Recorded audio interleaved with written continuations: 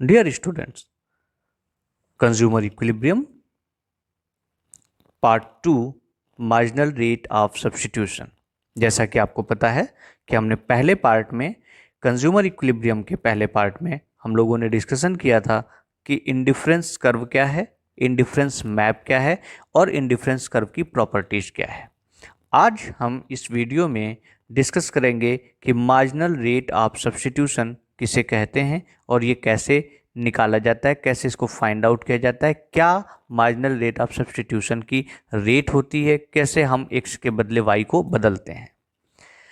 सबसे पहले हम इसकी डेफिनेशन देखेंगे कि marginal rate of substitution is a tool of IC analysis. ये क्या है? ये आईसी एनालिसिस का एक टूल है। It is the amount of good y that a consumer is willing to give up for one more unit of x commodity. Suppose if consumer want one more unit of X, how many Y he or she want to sacrifice? That is find out by marginal rate of substitution. So it is same as slope of IC. ये IC का जो slope होता है वो उसके बराबर होता है। MRS/XY को हम IC का स्लोप भी कहते हैं। ये आप याद रखेंगे कि जो marginal rate of substitution X2Y है ये IC का स्लोप है। और जब हम कंज्यूमर इक्विलिब्रियम IC अप्रोच में जाएंगे तो वहाँ पर ये एक कंडीशन होती है कि marginal rate of substitution X2Y should be equals to price of X upon price of Y, that is slope of budget line, जो हम लोग आगे डिस्कस करेंगे।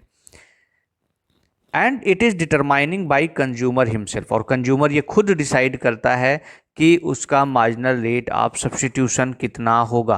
ठीक है, तो मार्जिनल रेट ऑफ सब्स्टिट्यूशन कौन डिसाइड करेगा? कंज्यूमर डिसाइड करेगा, बिकॉज कंज्यूमर ये डिसाइड करेगा कि भाई हम किसी कमोडिटी की एक यूनिट के बदले किसी कमोडिटी की कितनी यूनिट सेक्रीफाइस करेंगे। सपोज करिए आपके पास जो यूनिट्स हैं, आपसे कोई कहता है कि भाई एक सामान हमारा ये ले लीजिए और हमको अपने पास जो सामान है उसकी यूनिट दे दीजिए, तो आप सामने वाले के मांगने से नहीं देंगे, आप खुद डिसाइड करेंगे कि अगले की एक यूनिट लेने के बदले हमको अपने कमोडिटी की कितनी यूनिट को सेक्रीफाइस करना है।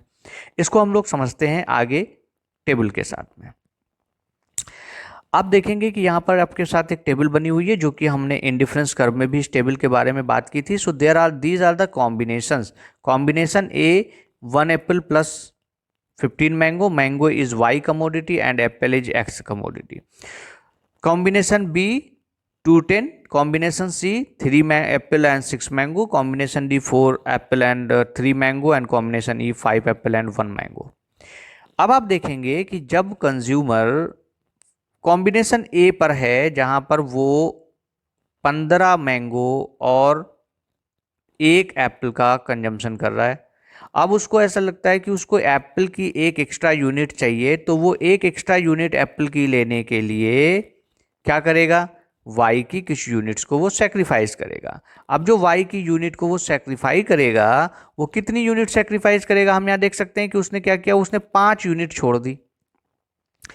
5 यूनिट छोड़ने पर वो यहाँ पर आ गया। ठीक है, अब ये 5 यूनिट उसने क्यों छोड़ी, कैसे डिसाइड करेगा वो कि हमको 5 यूनिट छोड़नी है कि 4 छोड़नी है कि 2 छोड़नी है? आप आगे देख रहे हैं कि उसको एक फिर एक्स्ट्रा यूनिट चाहिए, तो वो फिर और कम छोड़ रहा है, 4 यूनिट छोड़ रहा है, फिर एक एक्स्ट्रा यूनिट के लिए वो 3 यूनिट छोड़ रहा है। ये कैसे डिसाइड होता है? ये डिपेंड करता है इंटेंसिटी ऑफ नीड पर। किसी कमोडिटी की नीड कितनी है, इंटेंसिटी कितनी है, तीव्रता कितनी है उस वस्तु की आवश्यकता की, उस पर डिपेंड करता है। और marginal rate of substitution depend करता है मार्जिनल यूटिलिटी पर। और आपको पता है कि यूटिलिटी जो है वो अल्टीमेटली डिपेंड करती है इंटेंसिटी पर। अब सपोज करिए कि हमारे पास एक एप्पल है और हमको और एप्पल चाहिए, तो डेफिनेटली जो हमारे पास जो चीज़ें कम होती हैं उनकी यूटिलिटी, जो मार्जिनल यूटिलिटी होती है वो ग्रेटर होती है। जो चीज़ें ज़्यादा होती है इनकी मार्जिनल यूटिलिटी कम होती है। तो हमारे पास एक एप्पल है और 15 मैंगो है, तो मैंगो जो है उसकी हमारे पास एप्पल नहीं है, तो हम एप्पल की यूटिलिटी हमारे लिए ज़्यादा है, तो हम एक एप्पल गेन करने के लिए हमारे पास चूँकि मैंगो ज़्यादा है, मैंगो हम 5 छोड़ने के लिए तैयार हो जाते हैं। अब अगले स्टेप में जब हम जाएंगे तो अब हमारे पास चूंकि ये जो मैंगो था ये केवल कितना बचा? 10 बचा। अब हमारे पास 10 मैंगो जो कि बच रहा है, तो हमारे लिए मैंगो की जो यूटिलिटी थी वो पहले के कंपैरेटिवली अब थोड़ी सी बढ़ गई है। और एप्पल चूंकि हमारे पास अब 2 हो गए हैं, तो एप्पल की जो यूटिलिटी, जो इंटेंसिटी थी वो पहले के कंपैरेटिवली थोड़ी सी कम हो गई है। तो अब अगर हमको एक और एप्पल चाहिए, if we need one more units of apple, then we would like to sacrifice only 4 units of mango, because now the utility for mango is increased and utility for apple is decrease. तो अब हम क्या कर रहे हैं, केवल 4 mango एक Apple के लिए छोड़ रहे हैं, यानी एक एक्स गेन करने के लिए हमने how many mangoes we have sacrifice, how many y, that is 4y। Then again जैसे यहां पर आ गए तो अब मैंगो की यूटिलिटी और बढ़ गई और एप्पल की यूटिलिटी और कम हो गई। अब एक एप्पल और गेन करने के लिए हम क्या करेंगे, मैंगो की अब और कम यूनिट सेक्रीफाइस करेंगे, बिकॉज जैसे जैसे कोई चीज़ हमारे पास कम होती जा रही है उसकी यूटिलिटी हमारे लिए बढ़ती जा रही है, और जैसे जैसे कोई चीज़ हमारे पास बढ़ती जा रही है उसकी यूटिलिटी कम होती जा रही है। तो एक्स की जो यूटिलिटी है वो लगातार हमारी क्या हो रही है, घटती जा रही है, और वाई की जो यूटिलिटी है ये लगातार बढ़ती जा रही है।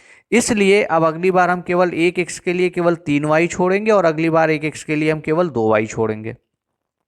तो इस तरीके से जो है वो हम चेंज करते हैं, एक्स के बदले वाई को जब हम चेंज करने की बात आती है तो इस तरीके से हम एक्स के बदले वाई को चेंज करते हैं। ठीक है, अब इसको हम डायग्राम में देखते हैं। डायग्राम में आप देखेंगे कि ये कर्व जो आपका इंडिफरेंस कर्व था वही है, और कहाँ कहाँ से हम ये फाइंड आउट करते हैं, marginal rate of x to y, ये आप देख रहे हैं वाई, और ये आप देख रहे हैं डेल्टा वाई है। Delta y means the change in Y.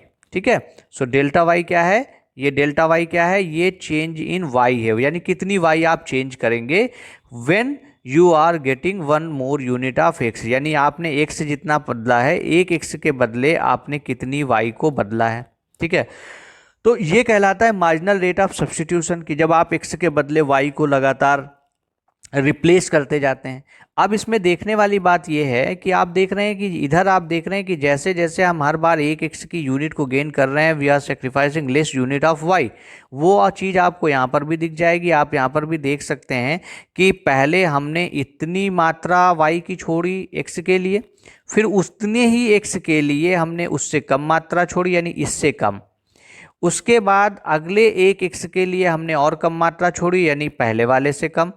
उसके बाद हमने एक एक्स के लिए और कम मात्रा छोड़ी, यानी और कम, और इस तरीके से कम होता जाता। तो ये जो यूनिट्स को जो हम सेक्रीफाइस कर रहे हैं, दिस इज कॉल्ड डिमिनिशिंग। ये क्या है, ये डिमिनिशिंग है, और डिमिनिशिंग होने की वजह से इसको हम कहते हैं मार्जिनल रेट ऑफ सब्स्टिट्यूशन क्या है, डिमिनिशिंग है। So it is known as DMRS, DMRS, diminishing marginal rate of substitution for x to Y.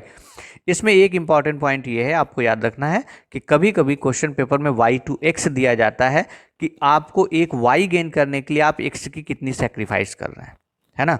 तो ये आप ध्यान रखेंगे कि वैसे नॉर्मल केसेस में marginal rate of substitution x में x टू y जो हमारा फार्मूला होता है वो होता है delta y upon delta x, but अगर डेल्टा वाई टू एक्स दिया है तो delta x upon delta y हो जाएगा। So I think marginal rate of substitution आपको समझ में आ गया होगा कि ये जो है जो मार्जिनल रेट ऑफ सब्स्टिट्यूशन है, जब भी ये इंडिफरेंस कर्व जो है ये कॉन्वेक्स टू द ओरिजिन होगा तो मार्जिनल रेट ऑफ सब्स्टिट्यूशन हमेशा घटता हुआ होगा, डिमिनिशिंग होगा। जब ये ऐसा होगा जैसा आपने पीपीसी में देखा था तो वहाँ पर आपकी मार्जिनल रेट ऑफ ट्रांसफॉर्मेशन क्या होती थी, इंक्रीजिंग होती थी। तो ये कॉन्वेक्स और कॉन्केविटी पे डिपेंड करता है। तो हमें ये समझ में आ गया है कि मार्जिनल रेट ऑफ सब्स्टिट्यूशन जो है वो इंडिफरेंस कर्व के मामले में डिमिनिशिंग होता है।